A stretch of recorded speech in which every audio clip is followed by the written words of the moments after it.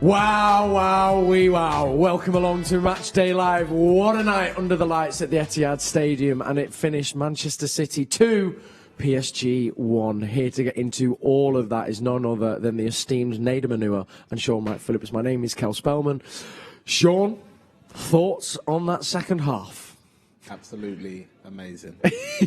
For me, there's a masterclass from City. I think after they got control, like we said, after the first 15 minutes, they just kept on at that tempo, kept playing. Like Nedum said, a team like PSG are going to create chances. They're going to have chances. And obviously they got their goal from it. But City just kept playing the way they've been playing for the first half and the second half. And the chances came and they took them. They got their just reward. They did indeed. What was the thing that impressed you most, do you think, about this Manchester City win, Nedum? I think I'm going to talk about something as a collective here now, because they went 1-0 down against a very good side.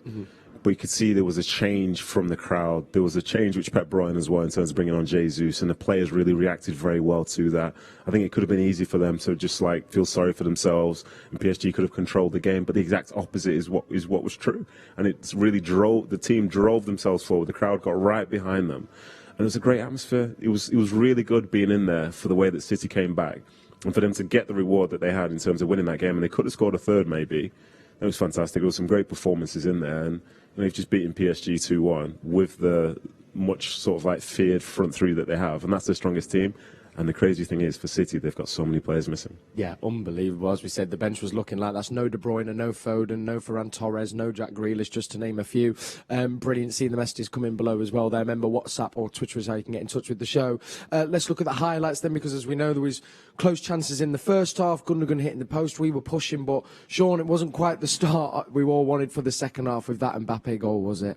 Well, of course, it's never going to be the start, especially in a game like this when you go 1-0 down. But we spoke about it at half-time, especially Chief highlighted the chances that those wingers take where they don't come back, and it opens up space, and they got their goal. And you can't hold strikers or not expect strikers like Mbappe, Messi and Neymar to not have a chance and maybe score it, and that's what happened, sadly. But that's football at the end of the day. It really is. That's football. And then it kind of, as like you say, once we'd settled into it, City playing our game, and then the equaliser came, Nedum, and it was a beautifully well worked City goal, wasn't it? Yeah, it certainly was. It certainly was. But then also the thing I like it's just throwing bodies into the box, and lo and behold, like how many times have we seen Raheem Sterling tap in a shot at the far post? You know, that's his MO. This is somebody who's supposed to be a winger, but instead he always seems to find himself in key places, making key moments like that. And I'm so happy for him, because that's 2 games in a row now. Yeah. And for 2-3 weeks ago, all the talk was always going here, is going there, but you can see he's still committed to the cause. He loves his football and loves being out there, and he keeps making a huge difference. So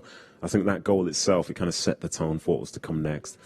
PSG obviously still had that sort of threat because of the players that they have on the field, but they lost their fullback, they lost one of their centre midfielders, and they were becoming more disjointed. And I think City sort of made the most of that, and they looked very solid overall. Yeah, we started kind of controlling possession. We then really started moving it around, seeing those little patterns we've been used to seeing. And the actual second goal, I mean, we were waxing superlative, but it was such a beautifully well-crafted goal, wasn't it? You know, with the Bernardo touchback, Shaun, it was a thing of beauty. It was fantastic. It was a collection of all the players knowing exactly where their teammates going to be at the exact right moment, and that's not something that comes overnight. That's something that he's worked on since Pep's been there, year after year and day after day, and it showed in that game. I think once Messi dropped into that number 10 position for PSG, as well as them losing a midfielder, City became to dominate even more in the midfield, because they know Messi's not really going to track runners into the box. Once you beat that line, it's going to be 3-on-2, and the space started opening up, and Cancelo started creating things, and everything started happening. Yeah. So, we're getting real-time stats now. I think City, 93% pass accuracy, 596 passes, 16 shots, 6 on target. Can we just take a moment? Is that... It's not bad, is it? Against PSG as well. Wow. I mean... Apparently. What? And, sorry, I meant to say this. So we've not got the look of having to look at replay. But was Kyle Walker involved in both of those goals? I think yeah. Yes, most definitely he was. So when we talk about Kyle Walker and how defensively great he is and all that stuff, it's another one of those moments where you see him stepping forward in attack and making a big difference. Yeah. That's something that won't get mentioned, because the touch from Bernardo was great. Sterling scoring the goal was great. But that little injection of energy and the timing of the passes and all this stuff, like, He's class. He's Well, so I good. think it was Pep. I think maybe even after the Everton game, I think actually said that this is the best Kyle Walker he's ever seen, and he actually is the most now complete, well-rounded fullback. And I think that was there on Exactly, Showtime. yeah. Because even the point before, Shaun, I think it was you. There was a point as the fan, I was looking for Kyle to do the overlap a little moment earlier, and I think in a couple of phases before, and you said he couldn't do that at the moment because Mbappe was there, but then the intelligence know Mbappe moved across, then he made the run, and that's where the goal came from. Yeah, because I think Kyle Walker 3-4 years would have just gone. Yeah. And I think he's learned from all the right people to be able to say, no, not this time. My time will come when I'm actually meant to go. And like I said, Mbappe was waiting there for there to be a mistake. If he goes and the ball breaks down, then the space is there, and Mbappe will isolate himself with stones and try and take him on, which he could do to pretty much anybody with the pace he possesses. Yeah. So I mentioned the stats before for City. Did you see the PSG ones? No, I'm ready. Have you got them though? Yeah, it's just Hang on. Hang on, it's coming in. It's coming in. So Statue. they had 520 passes, 90% pass accuracy, but they only had 7 shots, of which 2 were on target with the front line that they have. I mean, do we saying Pep Guardiola masterclass once again? Maybe? You've got to give credit to Pep, give credit to the players, and just credit to the atmosphere that we just felt in that stadium. That felt like a great night, like European nights, like under the lights at the Etihad. I was saying to you, like, it's a great stadium, it's a great setup. And as far as City goes, it's a great moment in the history. It really is magic. Now, we were talking as well when we were walking back over here, but we've obviously been blessed to see what Pep has done over the years. Does this now feel, though, now what we're seeing is, and you touched upon it, about why these moves suddenly come off, is because we're seeing now the 5 6 years of work, and it is just now kind of so ingrained in them that it's kind of pretty hard to play against that when they're in full flow, Shaun. It would be hard to play against, for me, a team at any level like that. But when you got a team like Man City with so many elite players doing that, it's like clockwork. Like you said, the way the ball came over from Walker, Bernardo, he already knew Jesus was going to step back. Yeah. He already knew that. So he can then fake the shot because he's not causing a fake on his own teammate. He knows it's coming. Yes, so yeah. he just stands still. And the fact that he stands still, the ball drops. And he doesn't need to hit it that cleanly. He just needs to put it in the corner that he wants to put it. And because the keeper's so far, now that it's so far to that side, it's nearly impossible for him to get there. Yeah. Yeah, I totally agree. And I think the thing about City, which is interesting, it feels like every year they're evolving. Yes. You know, for the last year and a half, we're looking at a situation where you don't necessarily see and recognise 9 in the team, but you still see dominant performances. Yeah. Like some of the ones I've seen with this setup have been as good as I've seen throughout the years of Pep. Like even going into this game today, they set up in a certain way. And PSG are one of the best sides in the world. They keep the ball so well. They're so never relaxed and all this. I mean, they're never stressed, but City have just had 54% possession against them.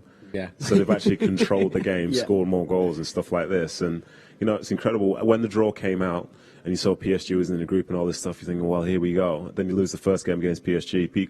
You know, working in the media now, you're like, oh, City going to struggle, this, that, and the other? Yeah. They've just won the group. Like, what more? What more can you ask for? Yeah, exactly. Oh, we should have just ended the show then. Exactly. Yeah, they've topped the group.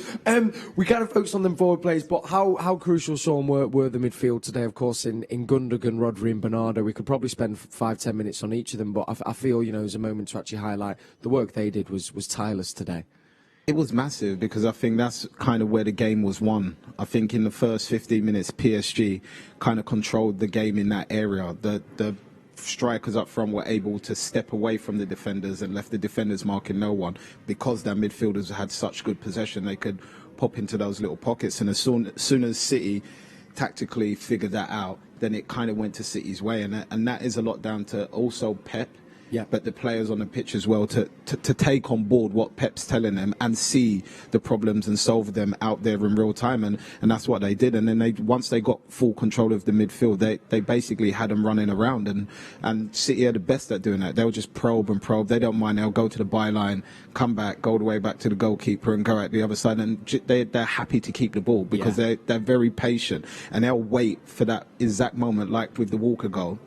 I think that was the first time where we're used to seeing those balls in the back a lot. I think that was maybe one of the 2 passes that they actually did that with. And that was the perfect one. And it cut back and it was perfect, like I said. Yeah, it was.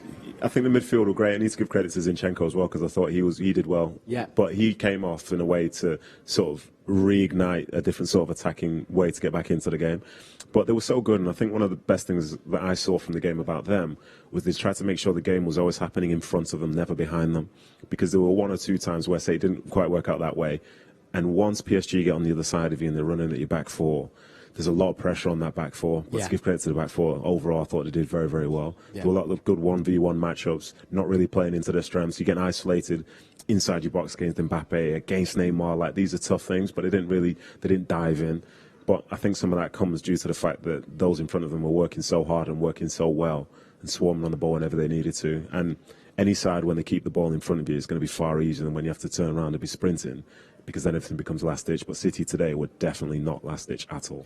Do you think now as well we're seeing, when you talk about, that European experience maybe that City have lacked, do you think that, you look at a performance like tonight, and also, you look at last Champions League, our campaign in there as well, that actually now that experience exists, and we are now one of the European teams that know the competition and know the type of performances that it's going to require to get far enough, obviously. I think so. I think so. And I think for these players as well, they made it to the final last year.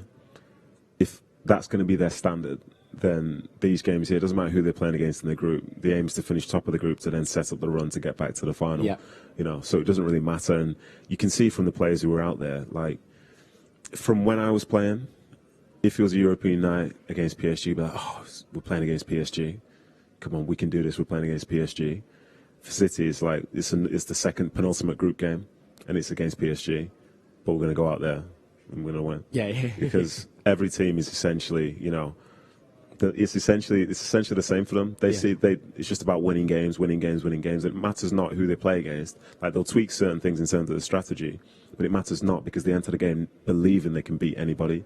And as we've seen across the years, there's a reason to have that belief, and it's a great spot because PSG feels like a big game for us, but Man City is a very big game for PSG. Yeah, and that's what's so mad. Like, I think you said it coming out as well, Shaun. Now the team that people are worried to get drawn against now is Manchester City. And do you think that can be a factor, along with reaching the final last year and the performances we're seeing this year, that this is as good a chance as any that we might be able to make it all the way to the final and maybe win it?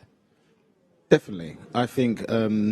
Even when I used to play back, it was one of those things that you would, if you knew you was coming up against somebody, it's in your back of your mind. Yeah. So without even thinking about it, their managers set up differently to stop Man City. Whereas, as Nedum said, it doesn't matter who City are playing. Yeah. City are going to be City, and they're never going to change the way they play. Whereas other teams will think, right, we've got Man City now. We know they're going to keep the ball, so we're going to play on a counter-attack. And that's what Nedum highlighted about PSG. He said they don't really care. They know they can keep the ball too. They're going to come and do their thing. So in a way, it was a pretty much toe-to-toe match where they was full strength, and in a way, City wasn't.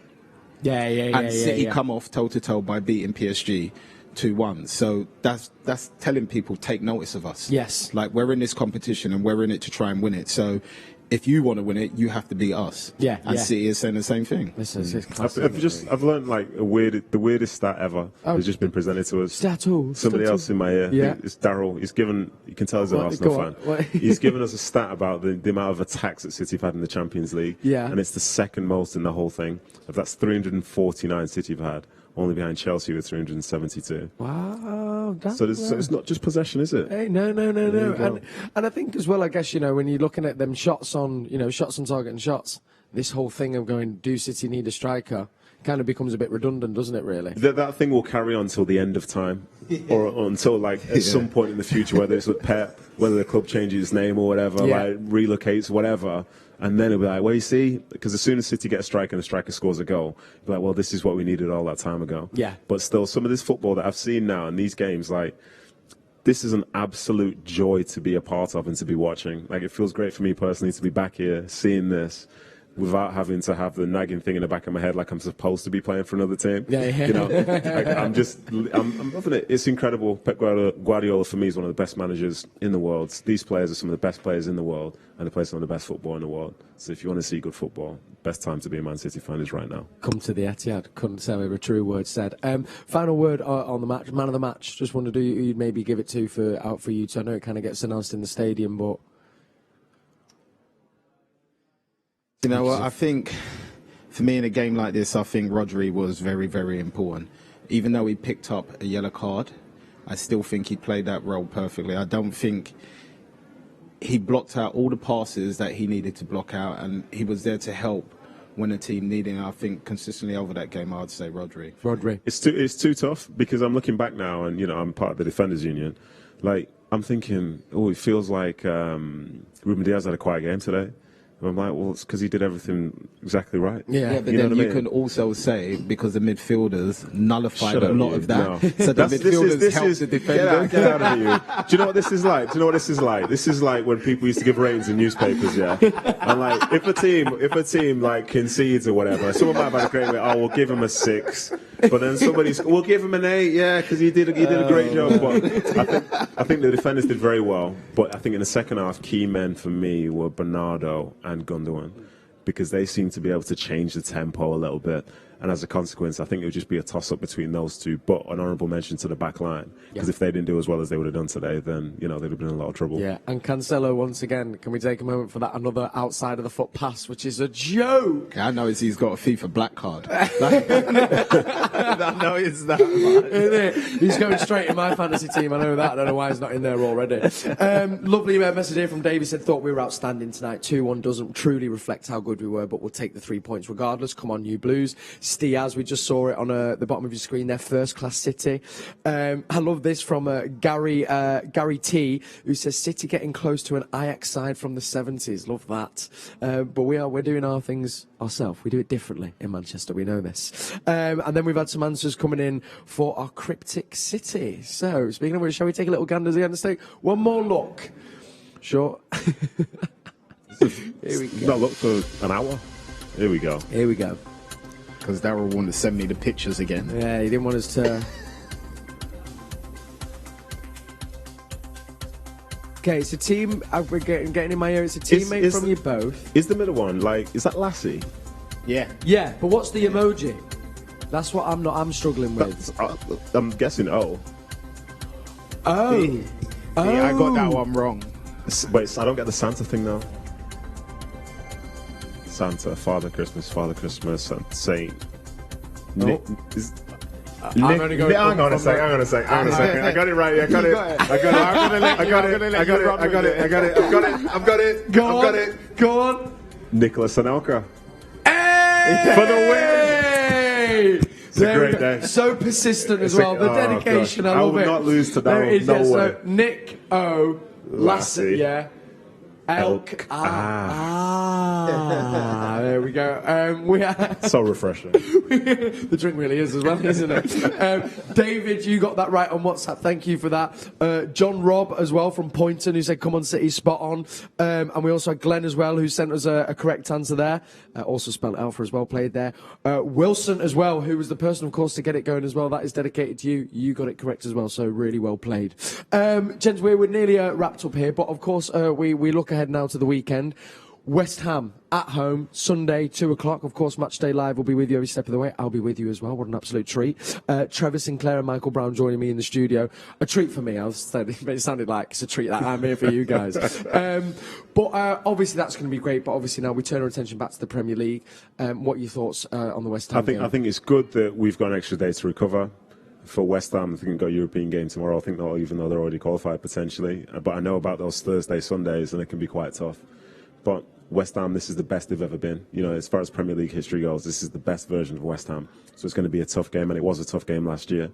But at the end of the day, this is Manchester City. It's Man City at home, and on a roll. So they're going to go into the game confident. And if they do things the right way, then you back them against anybody. I guess as well, Shaun, there'll be that little memory of us, of course, knocking us out in the League Cup. I mean, we're still unbeaten. For me, it was penalties. They didn't beat us over 90 minutes. But maybe that lasting in the memory as well might just give them that, not that they need it, but, just to put that one right. I don't know. With Pep, I think once that game's gone, it's gone. And I think that's the way he's built the players, that this is a new game, a new challenge. We want to win it, and they're going to go in there with that winning mentality, as we see them perform all the time. And West Ham is going to be tough. They're so well balanced, so good at set pieces. They hit you on a counter. They try to possess the ball, and they got midfielders that drive with the ball. So it will be tough. But like Nedum said, I think if City play the way that we all know they can play, and they create the chances that they can play, that they get, and take one, I think it's going to be City win. How many years was it City won the League Cup?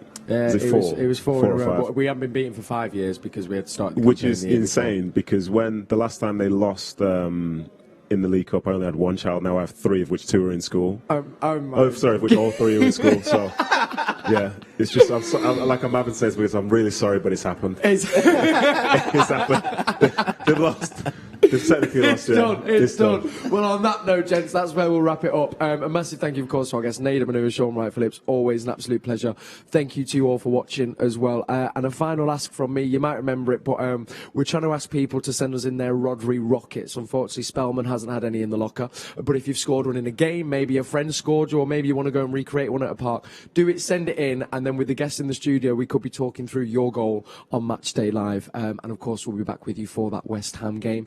We'll be live from 1 o'clock. Guys, enjoy the rest of your week. It is full time at the Etihad, Manchester City 2, PSG 1. We'll be back on Sunday, and don't forget as well, Alistair Mann and Shaun Goater will have your Matchday commentary for that West Ham game on the Man City app, and don't forget to check out that Edison documentary as well. Enjoy your evening. Come on, City.